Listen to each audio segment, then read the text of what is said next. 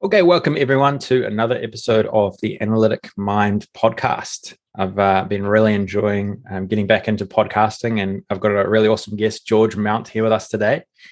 George is one of our awesome partners and trainers at Enterprise DNA, but also does a lot of his own stuff and has had a really varied career up to this date in the analytics space. So really keen to dive into a lot of that and a lot of the experiences he's had, a lot of the trends. But George, why don't I just throw it over to you first? Maybe you can just give a bit more of a background about yourself and how you've got to where you are today. Sure. Thank you, Sam. Always enjoy speaking and partnering with the Enterprise DNA community. So I have been in analytics for over 10 years now, and started out kind of in the spreadsheet mines like a lot of people. It really just got me interested in thinking about how much data people use. And I'm not talking about data scientists, just regular financial analysts, accountants, whomever, and what we can do to make that better for them, for the business, and so forth. And what we're missing in usual training programs, whether it's traditional or non-traditional education, to improve that. So that's really what I've started to dig into. I have a somewhat technical background myself in stats and analytics and things like that. So I dig into that to some extent, but again, it's really about helping just kind of the common analyst, right, get more technical and more sophisticated with how they work with data. And when did you start seeing big trends in this particular area, like where this was becoming a more relevant career path, but also more relevant within businesses, like actually making a difference within businesses? Yeah, it's interesting. So I remember posting something a few months ago about the analyst toolkit 10 years ago. For a lot of people, really began and ended with Excel. And sure, we had things like Access. Maybe you did stuff with SQL Server. But it was kind of a closed shop, and there weren't a lot of alternatives. Whereas today, now, right, some of us are working with R and Python. Although those tools existed before, they weren't as accessible. There weren't things like RStudio. There are so many more options, let alone inside of Excel, right? Things like Power Query and Power Pivot, obviously Power BI. But even putting aside the tools, in the last couple of years, seeing big corporations, right? And I'm thinking places like Mercedes-Benz, Chick-fil-A, I mean, really well-respected companies developing internal data literacy programs, right? The research is being done that people aren't comfortable working with data, and we can kind of quantify, use the data to explain what data literacy does or data illiteracy does, and why it's worth, right, fixing that, bridging that gap. So those two trends have somewhat moved in the same direction. And now we're in an interesting place to try to make sense of all those things. There's still so much more to go. So we can think about, okay, like Mercedes-Benz, great. We don't all work there. Think of all the funneling down that still needs to do, right? All just the kind of average Joe accountancies, right? All the finest, even in the companies that have it, right? It takes time. We know that in business, right? Things tend to take a while for people to get to full adoption. So if you're listening to this and you're interested in data literacy and Power BI and whatever tools, I mean, it's such a cool opportunity that you're going to be really able to ride this wave probably for like your whole career. So yeah, welcome aboard. Yeah, that's such a good point, and something that I truly believe in as well is that we're still like just in the infancy of Power BI. Like, that's obviously our focus at Enterprise DNA.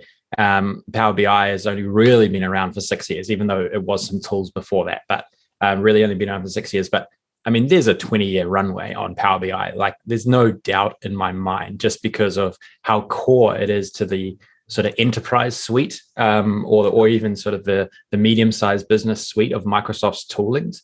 And so, there's just so much potential, just so much opportunity. And I think you're alluding to sort of the same thing. I'm really interested to pick up on some of the things you mentioned, because I know you've written some books on like Microsoft Excel and R and a few and maybe a few others. I can't actually remember how many books you've written. Maybe you can let us know. But I also want to dive into the data literacy aspect, because I know you're a bit of an expert on your on some insights there. You've got some good insights around what makes an individual more data literate, but also an organization more data literate. So first of all, I guess that's a two-part question, is maybe dive into some of the books and the insights that you got from writing some of your books, but also some more on that data literacy trend that you've seen. Yeah, that's a good one. Okay, so I started blogging probably 2014 or something like that. Always enjoyed to write, and felt like I wasn't getting enough opportunity to do that in my corporate job. So it wasn't even explicitly meant to be an Excel blog at the beginning. But speaking of being a data analyst, I kind of noticed that those tended to get more engagement, right? So I went with that. And that culminated in a book with O'Reilly, which I thought I had, but I don't see it. Advancing in Analytics. I'm sure you can find it somewhere. And that book is, I wish I knew where it was. That's okay. It's about getting into tools like Python and R, as you talked about, as an Excel user.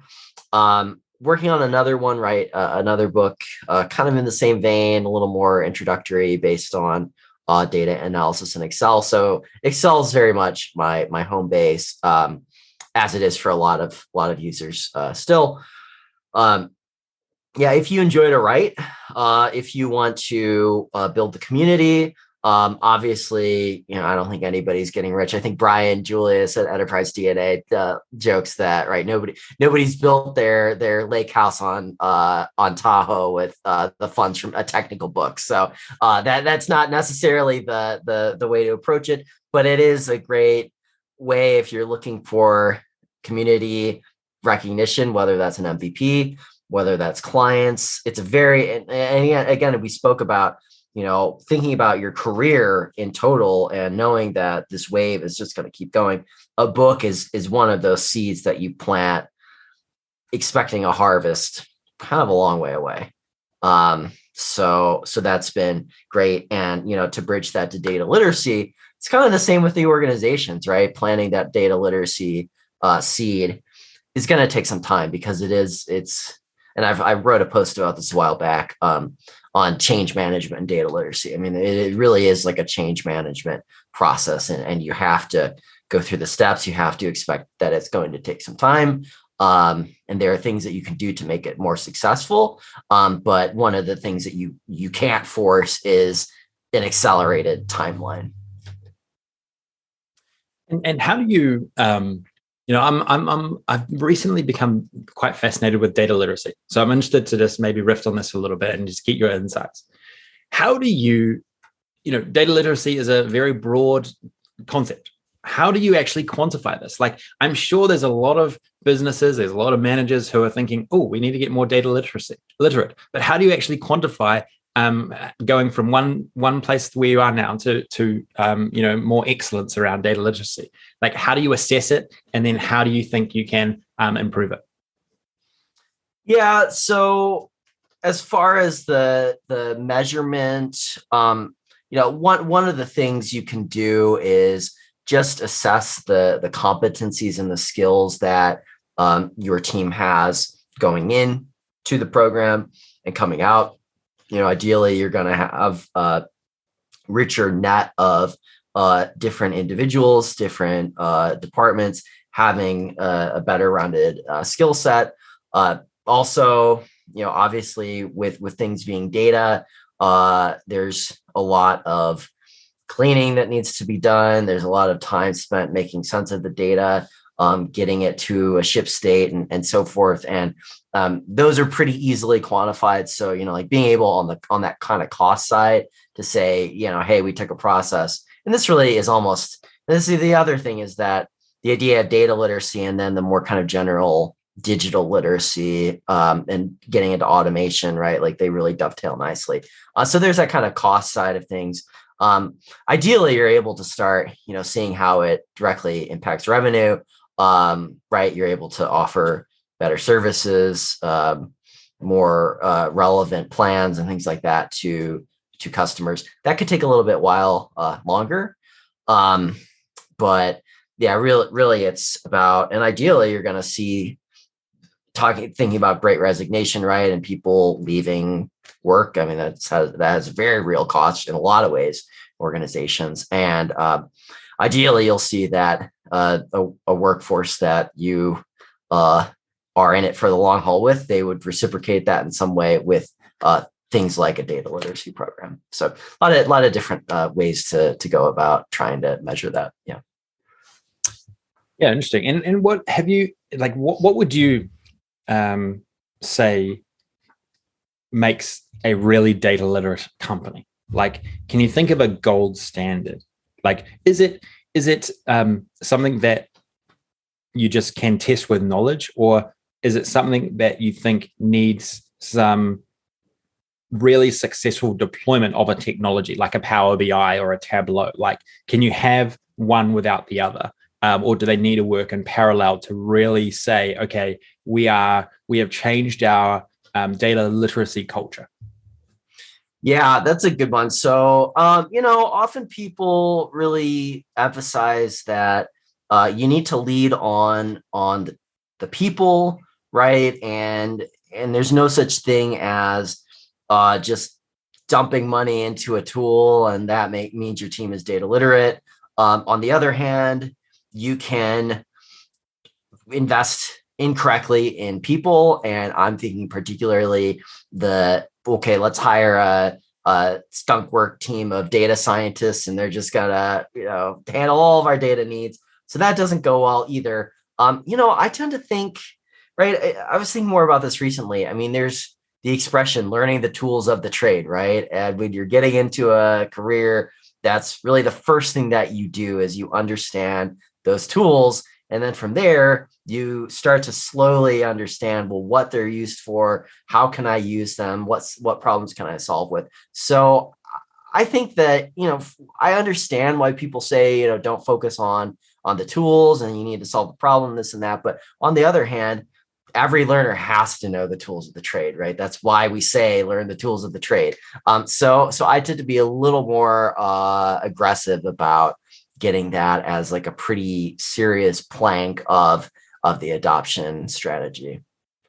Yeah, I tend to agree. Like I was thinking, okay, you can have a standalone data literacy program, right? Which is technology agnostic. But I kind of feel like if you marry that with an actual real world deployment of a tool, it's going to be so much more relevant and more actionable straight away, right? Like if you can say measure the amount of usage of your Power BI reports based on your education of the consumers in your business, well, that's like an identifiable metric that is saying, okay, well, we're actually building our data literacy because more people are actually viewing and hopefully making decisions based on the reports and the dashboards that we've created.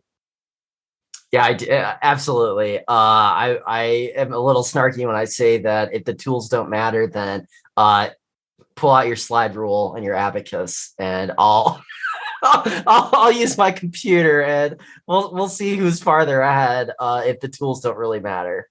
Yeah, that's that's a good one. Good point. It's a good point. Talk to me about your view on the evolution of Excel. A lot of all of our listeners know that enterprise DNA is very Power BI focused, but one thing that we just cannot deny is the persistence of Excel usage. It has continued to be a real staple of even though Power BI is, in our view, just this amazing superior tool, Excel is still used so widely, far more widely than even Power BI even today. So what's your view on the evolution of it and what Microsoft have been doing with it?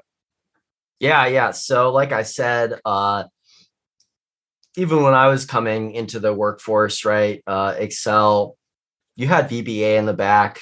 That's still there, but yeah, it's still there. What wasn't there is things like Power Query, Power Pivot, all those things. And the way that I like to explain is that, right, Microsoft keeps it's kind of like actions speak louder than words, right? So we can say, oh, don't use Excel, Excel's dead, this and that. But then you can look at what people actually do with Excel. For example, Microsoft is putting a lot of money into it. Almost every company uses it to some extent. So, right, we can see from the actions that there's still a lot to be said for the tool.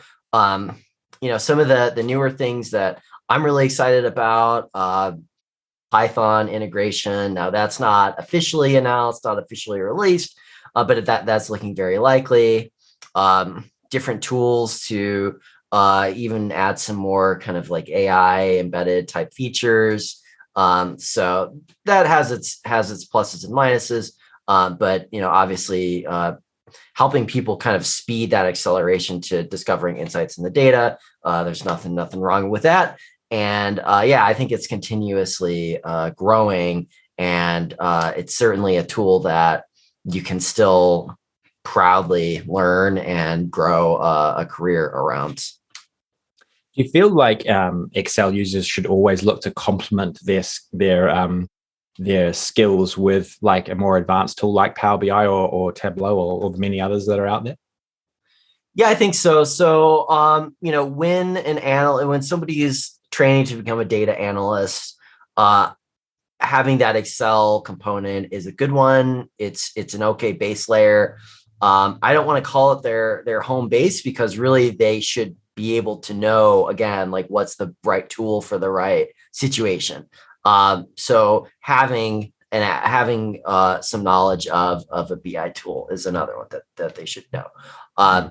Understanding databases, and whether that's actually coding SQL, some people do, some people don't use SQL, but having that relational database know-how, which you kind of get from learning BI tools anyway, is important. And then depending on what you're trying to go into in terms of the industry and the title and things like that, I'm very partial to, I've always loved stats. So, I got into Python and R. I know that not everybody uses it. They don't see the need. They don't have the opportunity. But that's another thing that I encourage analysts to do is like, just try all this stuff. I mean, you're not getting married to it, right? Nobody's going to check your paperwork and make sure you're in the right house, right?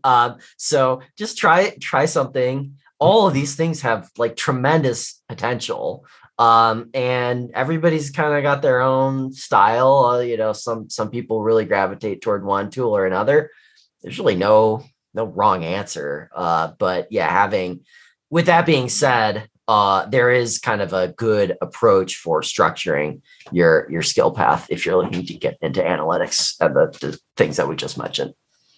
Yeah, and just following on from that, what do you think from your experience is the way for, say, someone who's just maybe good in Excel? How can they see the value in pursuing more technical languages like Python or R? Like, what's the pathway there? And then what are some of the tangible things that you have done or have seen being done, with these more advanced languages in that Excel environment? Yeah. So first thing I would encourage Excel users to just start documenting anytime they encounter some kind of friction with what they're trying to do. Just keep a list of those things, right? And eventually you may even start to see some patterns. From there, you want to think about R and Python as not even necessarily so, for better or worse, most positions as an analyst, you don't need to do a lot of statistical modeling. You don't need to build like a machine learning predictive model. That's kind of another career path. It's good to know the basics, but on an everyday level, most analysts aren't doing that, and that's fine. That is not the only value that you can get from Python or R. So whether it is maybe there's some unusual, like unstructured data source that you need to work with, text or something like that.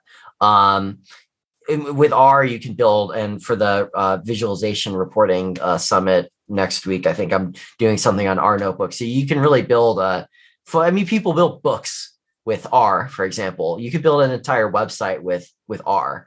So that there's a lot of different non-stats applications for both of those that could be really handy. But again, understanding that these tools are, and another way to frame it is, they're really meant to help and support what you know in Excel or Power BI, et cetera. I mean, I always like to explain that if there wasn't some use for them, they wouldn't be in Power BI or available for use there.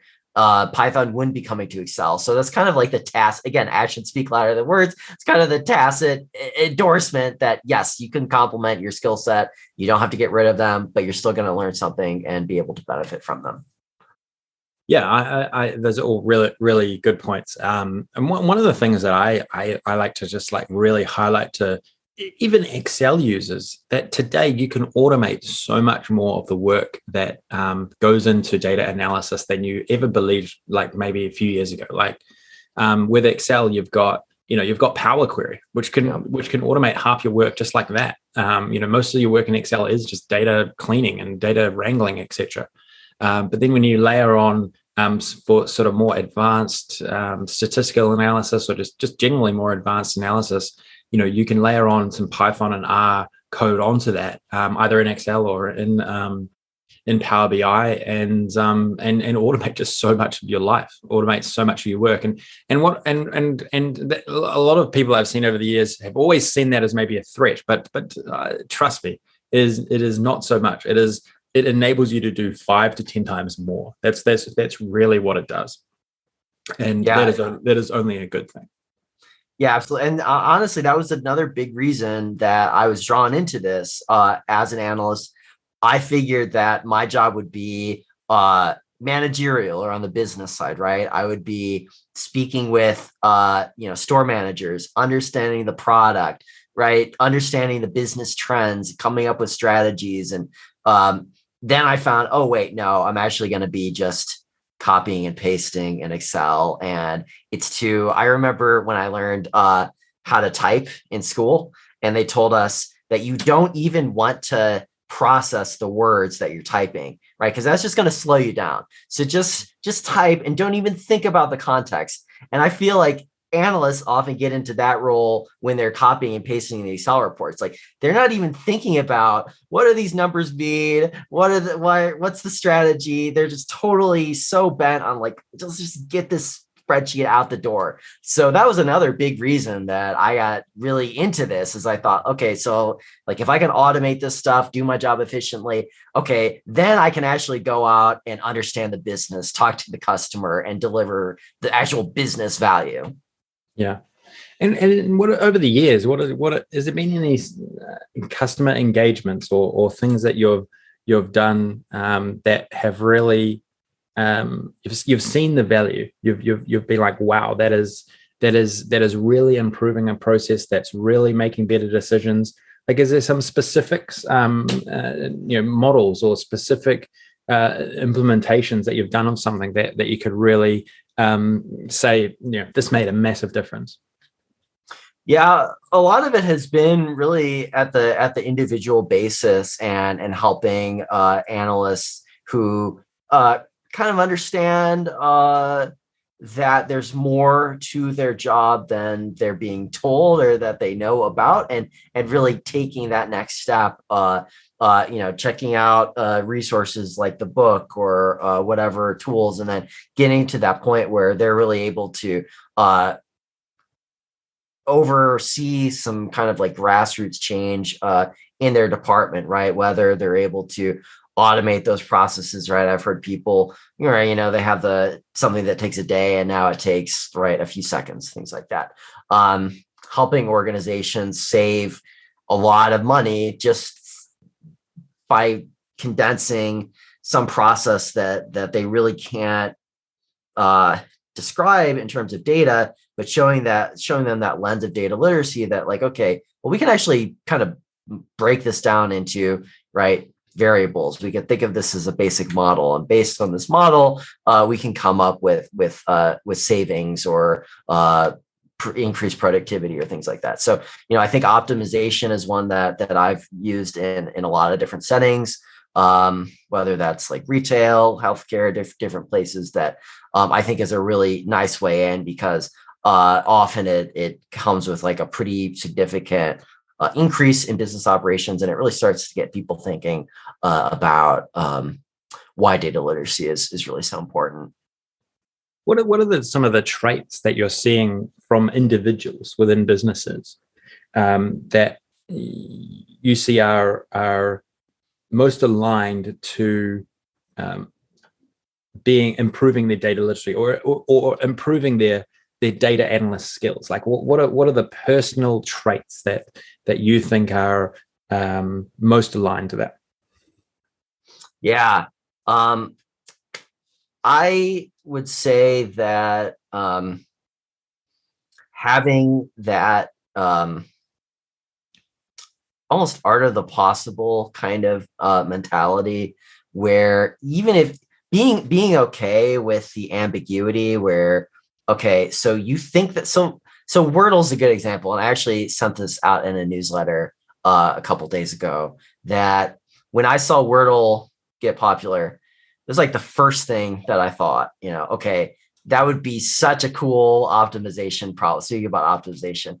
And, I didn't really get into building it, but I saw people in a lot of different tools. I think I saw an Excel meetup, a lot of people ended up building Wordle tools in their tool of choice.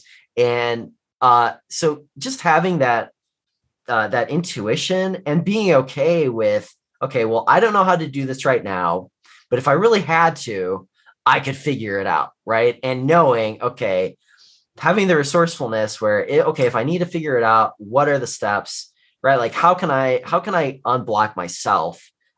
Where, if I'm stuck, how do I ask the right questions? I see that, a lot of analysts need that coaching where something breaks and it's just like, okay, that didn't work, right? So getting to the point where it's actually, okay, knowing, it sounds so stupid, but like learning how to take a good screenshot, right? Coming up with a data set that you can share and a really tiny example that boils right? So being able to like take a situation and just boil it down into those smaller components. But like I said, just not being comfortable with knowing that there's a better way, but not knowing how to do it yet.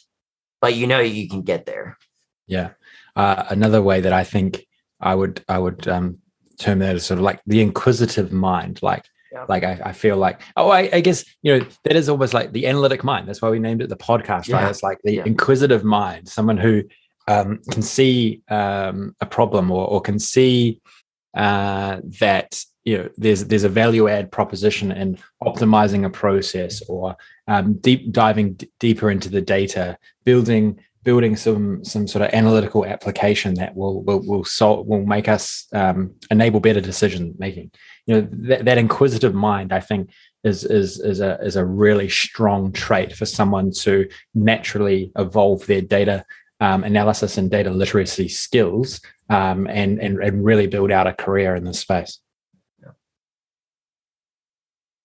One of the things you mentioned, you've got a newsletter, and so how do you find writing out your newsletter is for your general thought process in this particular space? Like, do you find that actually writing it down is just so good for you to solidify in your mind, what your current thoughts are about a particular, part of the data universe? I've joked with Brian on this too, that there's nothing better than searching something online and finding your own post to show you how to do something that you're trying to do. Right. That's really good. So yeah, it's this idea of open source, right? And open sourcing your mind, open sourcing your processes, it just makes everybody more comfortable, whether that's an employer, a client, yourself, that when you come to a problem, you have a set of steps, right? Like you're just not just shotgunning things and trying it out. And if it doesn't work, then you're just kind of one of these, oh, all right, never mind. So you're really able to take things through from one point to the next point really thoroughly and systematically. I really love to write. So, like a newsletter or book and things like that are good for me. I make a lot of memes as well. That's part of one of my newsletters. I send out a meme every time I do. And it's just a lot of trial and error as well. So, you have to find what works, what you like, right? That's another great opportunity for data analysis as well, right? To figure out what your audience is engaging with and try to meet them along with what you're personally interested in doing. But yeah, I would certainly encourage anybody and going to that idea of, typically there's a lot of fear about automation. There's also a lot of fear about sharing your knowledge, but really the more knowledge that you can share, that always is a great tool and method for you to grow and advance your career. Yeah. How many people do you send your newsletter out to these days? It's a couple thousand right now. Wow, that's cool. And what do you think over the years, has been the best strategy you've pursued to build your own personal profile in the online space? It changes very frequently. Like I said, started with Excel, and I didn't even, if you go to my early pages on the blog, a lot of the posts don't have anything to do with Excel. They were mostly, like general business analytics and that kind of stuff. And then, I kind of pivoted into Excel. And then I got really into R and Python because I was in a graduate program where I needed to use them. So, to a certain extent, you should, and one way somebody's explained this to me is, okay, well, you need to be having some fun with something like a blog or your thought leadership or, solopreneurship, whatever you want to call it. Otherwise, if it's just totally a chore, then just get a job, because then you get a paycheck and everything's taken care of for you. So you need to have some fun. But on the other hand, you don't want to have too much fun, because then it's not a business either. So there's kind of a, continuum there. You have to find that optimal point. And for me, it's taken some trial and error. I mean, there are even things like the newsletter. I was sending it out every week, and I was looking at where I was getting my leads, and I was really seeing kind of a disconnect between where my leads are coming from and what my newsletter is doing. So that, that's been some recalibration for how can I, mesh those together better. So on the other hand, you want to make sure that things, that you see things out and don't give up too soon, right? How soon is too soon? Does anybody really know? But yeah, having that analytic mind again, helps me from a business perspective as well, just knowing how to design my marketing and branding and all that stuff as well. What do you think is in your own personal future in this space? Do you feel like you've got some more evolutions in what you might do personally? Yeah, so right now it's just me independently. I don't see a lot of changes with that, but I'll never say never. Like I said, there's so much going on in the field of data literacy and helping analysts really build out their technical skill set, and also just their mindset, right? Like, again, analytic mind, really being able to think about things like mathematics and statistical thinking, not just as a bunch of equations and Greek symbols and all that stuff, but really thinking about it as a way of thinking. So I'd love to get more into that. Like I've said a few times, I really enjoy writing, so I'll probably continue with the books. But like we said, it's such a growing and evolving field. So I'm sure I'll find the space within it and continue to grow with it, as I hope much of the audience will as well. Yeah, and just on top of that, you are also partnered with us as part of the training team as well, which is fantastic. Do you have a program, do you have a set program already around data literacy that you are sort of working with customers right now on, or is that something that you want to get into in the future? Yeah, that is a long-term goal. I've worked with a couple organizations on building theirs out. I would love to get into a more structured, almost licensed kind of approach, but that's something that's a goal. So we'll see where things head there too. Mm. And do you have a set assessment or a set program would be around data literacy? What are some of the ideas that you have got that would be seen as high value within an organization in that particular topic?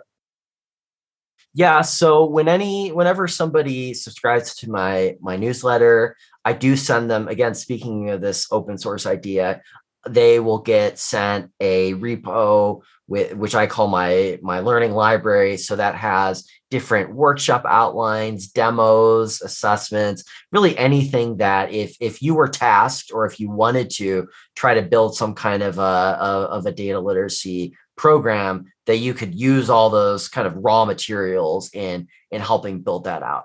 I tend to focus more on as we've talked about, the persona I'm usually focused on is someone with kind of moderate analytic skills already. They may have analyst in their title, but maybe it's something like operations or marketing, or they just want to advance their technical skills a little bit more. Really a true data literacy program is really, in a lot of ways, bigger than that, helping everybody in the organization, whether that's the executive, the frontline staff, build those skills. So I tend to have a bit of a niche in there. But like I said, I do have quite a few assets that people are free to use however they want in building that program out. Cool.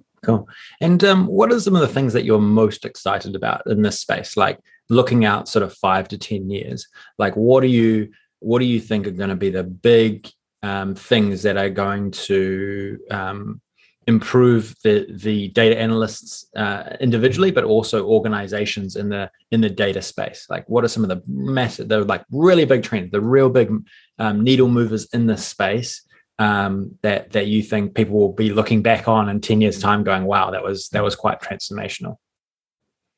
Yeah, that's a good one. We're getting more to a point where data is really being given the treatment that it needs to in organizations, that it's not going to be an uphill fight to try to get R installed. And that's, like a little example. On a bigger scale, we're going to have systems in place where I've had jobs myself where basically it's those movies where somebody's getting audited and they open the closet and all the paperwork falls out, right? Go make sense of this, go audit it. I feel like so many analysts, that's what they walk into, right? They walk into the closet with just the papers falling out. And I really feel like we're getting to a place where, for a lot of reasons, organizations are thinking, okay, we can't have that anymore. We need to build the systems so that people can walk onto the job and, there's always going to be data cleaning, right? I say that it's like money, right? Clean data doesn't just fall on trees. So there's always going to be some of that, but it shouldn't be to the point where, like I said, you're more focused on kind of processing itself, more so than the business, the values, and really relating it back to the business. So that's kind of a really big picture trend. How we get there, there's some ways that's going to happen, but I think a lot of the processes and tools and development programs that we've talked about are going to be a big step forward for that. Yeah, no, that's interesting. My two keywords that stand out, for me, that we'll be looking back on is automation and immersion. Those are my two big ones, my two key themes, because I think that all up and down the stack of the data stack, right? Like from where you source the data, manage it, store it, clean it, transform it, analyze it, visualize it, up and down that stack, I think there's just going to be automation after automation after automation.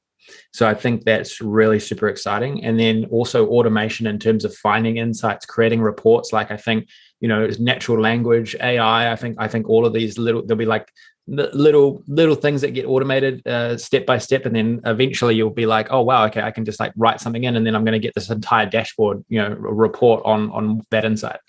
So that's my big one. And then the other big one is immersion. I just think that once all this automation takes place, the way that it is displayed is just going to be it's just going to be immersive. You're going to have it on your phone. You're going to have it on your iPad. I mean, it already is there. Like it is already there. But it's just going to be in every piece of software. It's going to be in Outlook. It's going to be in Microsoft Teams. I mean, even some of that stuff is happening now, but it's still not immersive as it will be. That's what I think. So those are my two key things. So I'm interested to know what you think about that.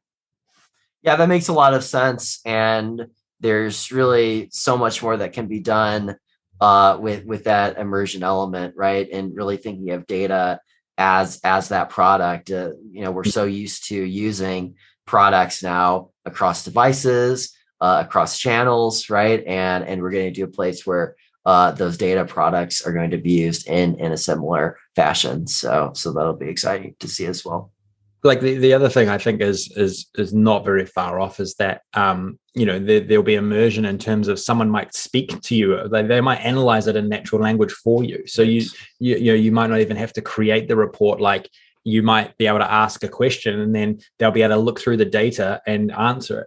You might have to do a bit of backup set up in the background, obviously, for a lot of that stuff. But I actually don't even think that's far away. Like it is like just around the corner, because we know how much you can automate right now once you build out like a high quality implementation of Power BI. And so really it's all about building some sort of bot that can look at the analysis that is already being done and read from the screen, and that's really it. And then and I've seen that being done in pockets, like in areas around the digital world already. So like it's really not that far away, which is super exciting. Yeah. And the fact that it's not very far away, you just think about the iterations that we could get to in 5 to 10 years. It's going to be pretty amazing. So is there any, just to round off, is there any sort of final thoughts? Is there any final insights that you've got, maybe from an individual perspective? Like, what do you think are some of the, key things that someone could be doing now? I mean, maybe this could apply to a business as well. Like right now, like what are some of the key things that could really make a difference to this data culture, this data literacy aspect of an individual or a business? Yeah, so I think we're seeing more data users, not fewer, right? The idea that we will just hire a bunch of PhDs and they're going to take care of all of our data needs, that didn't work out so well. So we're going to need all the help that we can get. And what that means is that anyone who expresses the interest in this, we should embrace them wholeheartedly, whether that means we've talked about sharing the knowledge that we have, letting people learn more about what we do, open sourcing these processes, automating things so that people can focus on the business. I think that a lot of those trends are going to be increasingly important. So having that kind of big tent mentality, whether it comes to the data and where it's used or the people who are using it, I think is going to be really, really important. Cool. Yeah, no, some really good final thoughts there.